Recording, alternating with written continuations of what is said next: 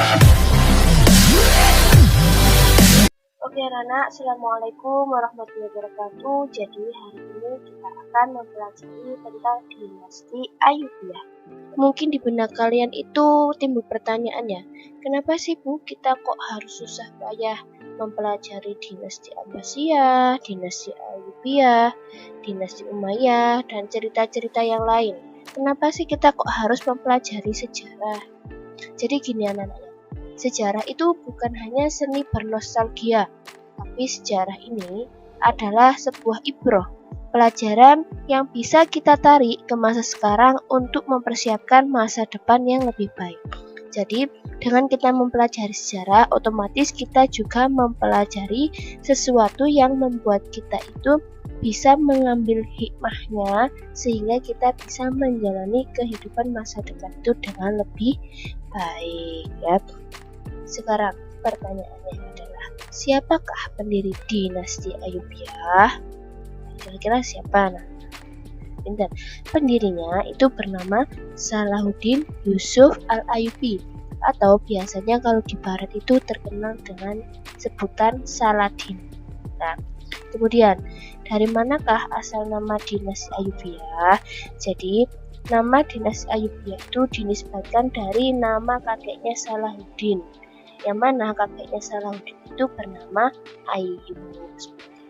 Makanya karena ini yang mendirikan adalah Salahuddin, maka dinisbatkan ke nama kakeknya menjadi dinasti Al-Ayyub.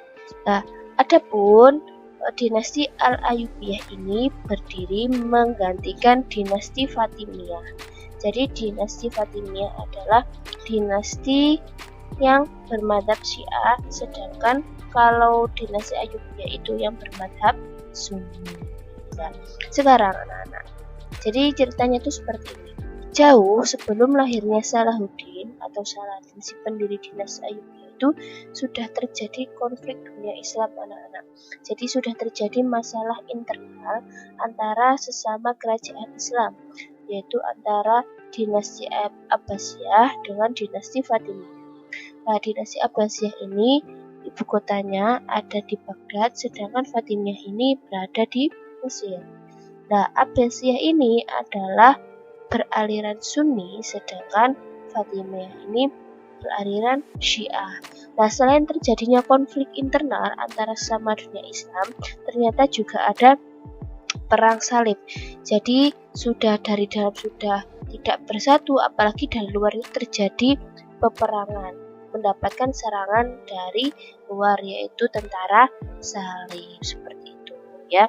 Nah, kemudian asal muasalnya, jadi berdirinya dinasti Ayyubiyah ini berkaitan sekali dengan sosok Imaduddin Zangki. Nah, siapakah Imaduddin Zangki itu? Imaduddin Zangki adalah seorang penguasa Aleppo, yang mana beliau ini sangat terkenal dedikasinya ini untuk memerangi tentara salib. Oke, dari sini paham ya.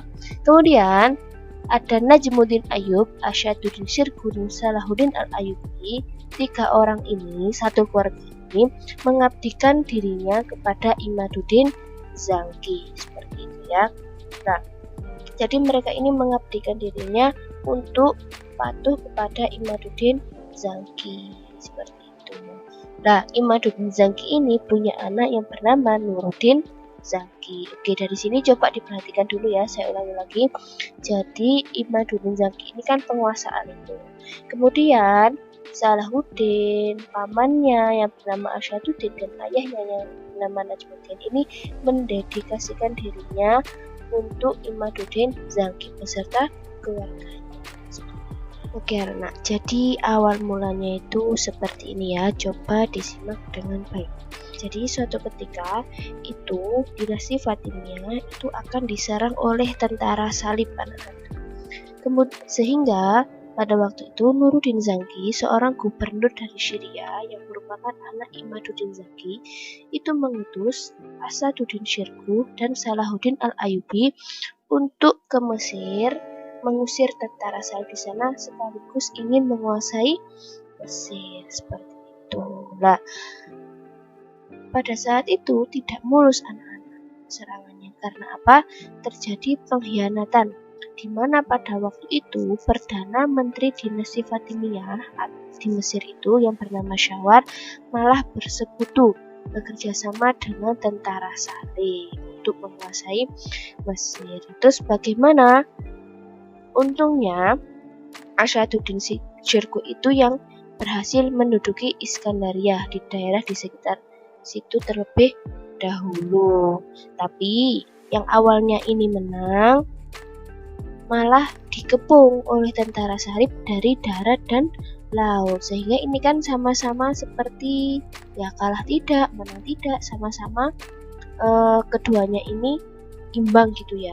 Sehingga pada waktu itu dibuatlah perjanjian damai, tepatnya tanggal 1167, yang isinya adalah sebagai berikut. Jadi, satu, terjadinya pertukaran tawanan perang, yang kedua, Salahuddin Al-Ayyubi harus kembali ke Syria, kemudian Amauri yang merupakan panglimanya tentara Salib itu harus kembali ke Yerusalem, kemudian yang terakhir kota Iskandaria itu harus diserahkan kembali kepada Syawar tadi. Oke, akhirnya dengan perjanjian itu maka semuanya kembali ke kotanya masing-masing. Akan tetapi anak-anak, 2 tahun setelahnya, tepatnya tanggal tahun 1169 Masehi itu, tentara Salib melanggar perjanjian sehingga terjadilah peperangan, akan tetapi pada waktu ini dimenangkan oleh pasukan Asyaduddin Syirkuh dan Salahuddin Al-Ayyubi. Nah, atas keberhasilannya itu, Khalifah Dinasti Fatimiyah, Khalifah Al-Adid itu mengangkat Asyaduddin Syirkuh menjadi Perdana Menterinya menggantikan Syawar tadi yang berkhianat. Tapi anak-anak, itu hanya 2 bulan saja, karena 2 bulan itu Asyaduddin Syirkuh meninggal sehingga digantikan oleh keponakannya yang bernama Salahuddin Al-Ayyubi. Nah, dari sinilah Salahuddin Al-Ayyubi itu mulai berkuasa. Nah, ditambah lagi dengan sakitnya Khalifah Al-Adid, ini Salahuddin ini semakin mendapat pengaruh yang besar, semakin berkuasa di Mesir, hingga akhirnya Khalifah Al-Adid ini wafat, sehingga Salahuddin memproklamirkan bahwasannya berdirinya dinasti Ayyubiyah dan berakhirnya dinasti Fatimiyah, tepatnya tanggal 1171 Masehi. Oke. Jadi tanggal 1171 Masehi itu adalah lahirnya dinasti Ayyubiyah. Oke anak-anak, seperti itu ya ceritanya. Silahkan dipahami lagi, semoga ilmunya bermanfaat barokah fidini wa dunya akhirah. Sekian dari saya, syukur wassalamualaikum warahmatullahi wabarakatuh.